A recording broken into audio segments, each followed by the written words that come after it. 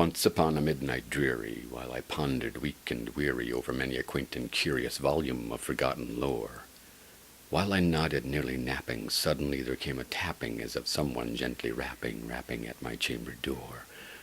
"'Tis some visitor," I muttered, "tapping at my chamber door. Only this, and nothing more."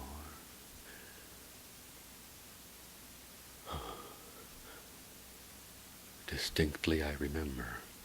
It was in the bleak December, and each separate dying ember wrought its ghost upon the floor. Eagerly I wished the morrow. Vainly had sought to borrow from my books surcease of sorrow, sorrow for the lost Lenore, for the rare and radiant maiden whom the angels named Lenore.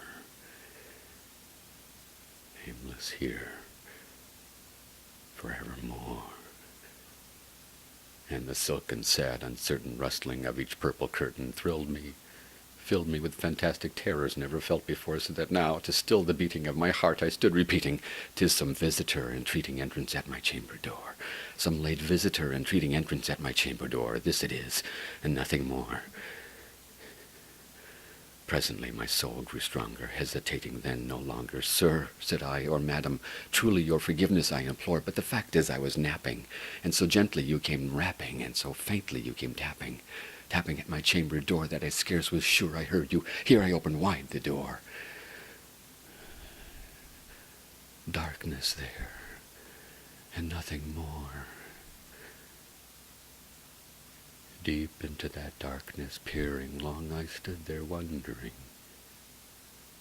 fearing, doubting, dreaming dreams no mortal ever dared to dream before.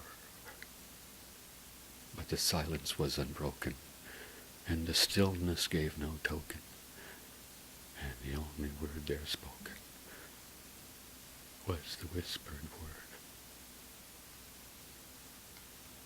"Lenore."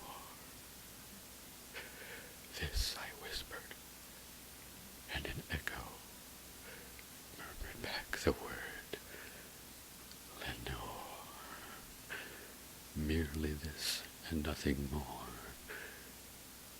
Back into my chamber turning, all my soul within me burning, soon again I heard a tapping, somewhat louder than before. "Surely," said I, "surely that is something at my window lattice. Let me see what thereat is, and this mystery explore. Let my heart be still a moment, and this mystery explore. 'Tis the wind, and nothing more. Open here," I flung the shutter.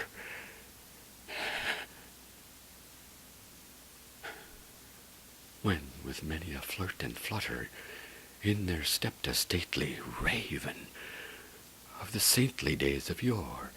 Not the least obeisance made he, not an instant stopped or stayed he, but with mien of lord or lady, perched above my chamber door, perched upon a bust of Pallas just above my chamber door, perched and sat, and nothing more. Then this ebony bird beguiling my sad fancy into smiling by the grave and stern decorum of the countenance it wore. "Though thy crest be shorn and shaven, thou," said I, "art sure no craven, ghastly, grim, and ancient raven, wandering from the nightly shore.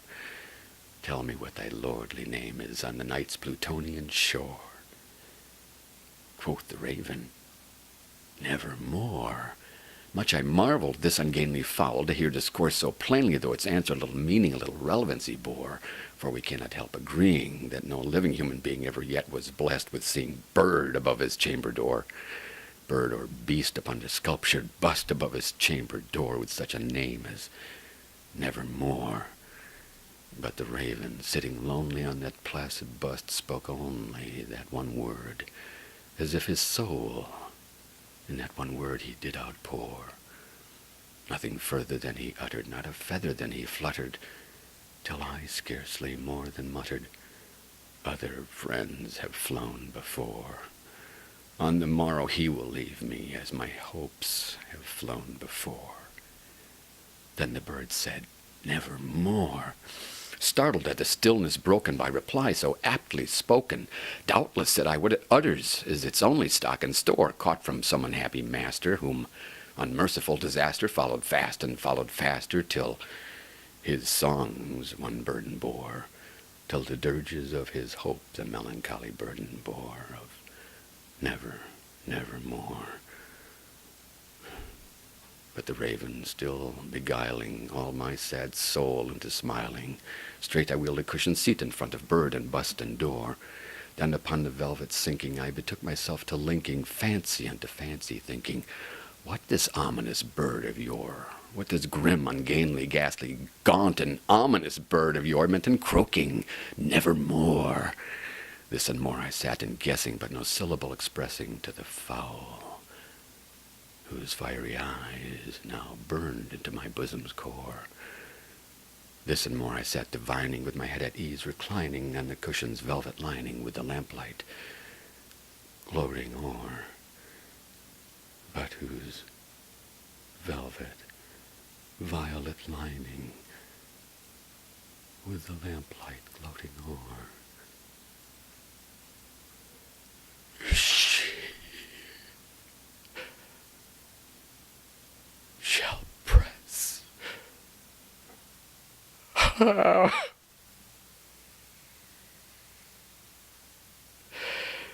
Nevermore.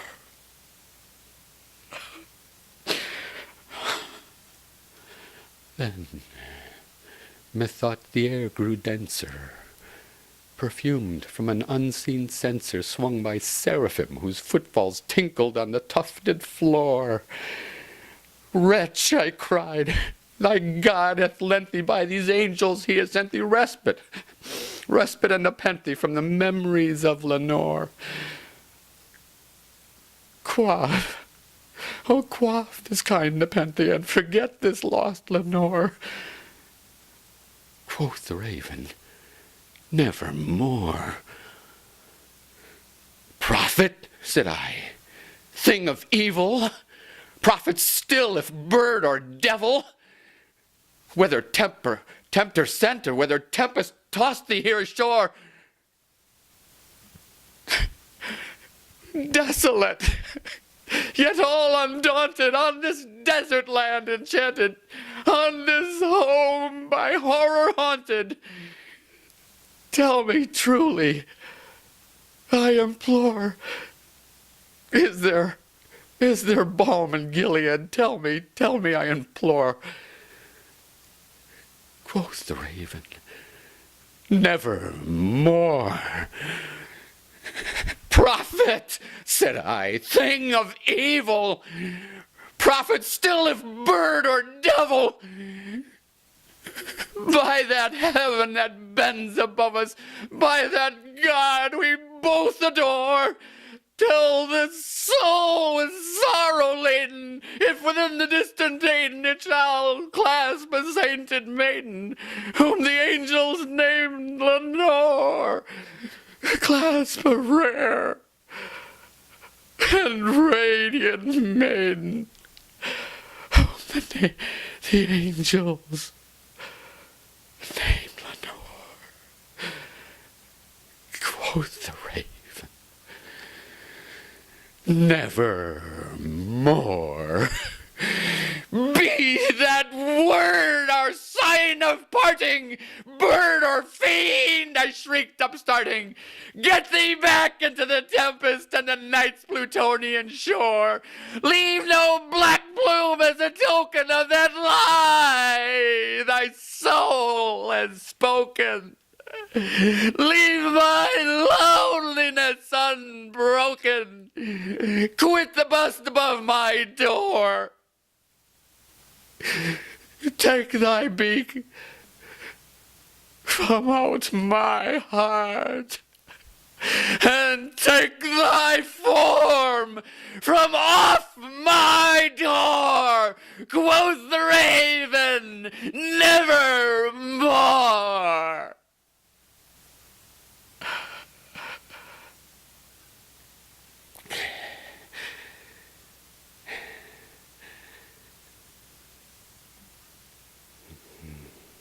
And the raven, never flitting, still is sitting on the pallid bust of Pallas, just above my chamber door, and his eyes have all the seeming of a demon that is dreaming, and the lamplight o'er him streaming throws his shadow on the floor. And my soul, from out that shadow